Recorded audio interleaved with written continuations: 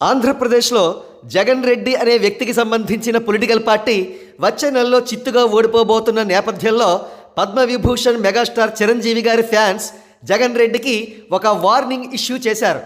జగన్ రెడ్డి ఓడిపోయే ముందు అందంగా ఓడిపోవాలనుకుంటే చిరంజీవి గారి ఫ్యాన్స్ని కెలకొద్దు అని వార్నింగ్ ఇచ్చారు.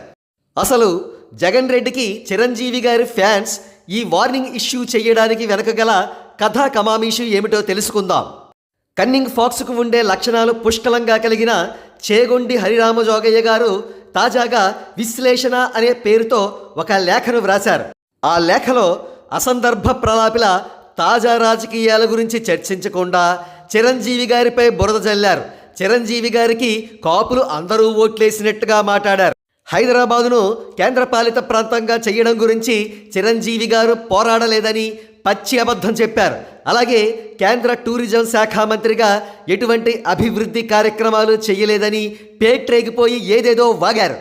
ఆ లేఖను చూసిన వాళ్లకు అచ్చం ముద్రగడ పద్మనాభం గారు కూడా తన లేఖల్లో చిరంజీవి గారిపై పడి కుళ్ళి కుళ్ళి ఏడ్చిన విషయం గుర్తుకు వచ్చింది.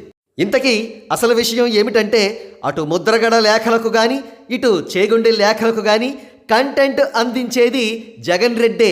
ఎందుకంటే జగన్ రెడ్డికి చిరంజీవి గారంటే విపరీతమైన కుళ్ళు, అసూయ, ఈర్ష్య, ద్వేషం అన్నీని. ఎందుకంటే తను సీఎం అయి ఓడబొడిచిన చిరంజీవి గారి కాలి గోటికి కూడా సరిపోవట్లేదనే అక్కసు.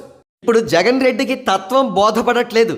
రేపు ఓడిపోయిన తర్వాత పవన్ కళ్యాణ్ గారి బారి నుంచి తప్పించుకోవాలంటే చిరంజీవి గారి కాళ్ళు పట్టుకోవలసిన అవసరం ఖచ్చితంగా ఉంది. అందుకని చిరంజీవి గారిని ఎప్పటి నుంచే ప్రసన్నం చేసుకోవాలి. కానీ ఇగో నెత్తికెక్కిన వాడికి ఎవ్వరు ఎటువంటి బుద్ధులు గరిపినా ఎక్కవు. అదే జగన్ రెడ్డి పరిస్థితి ఇప్పుడు.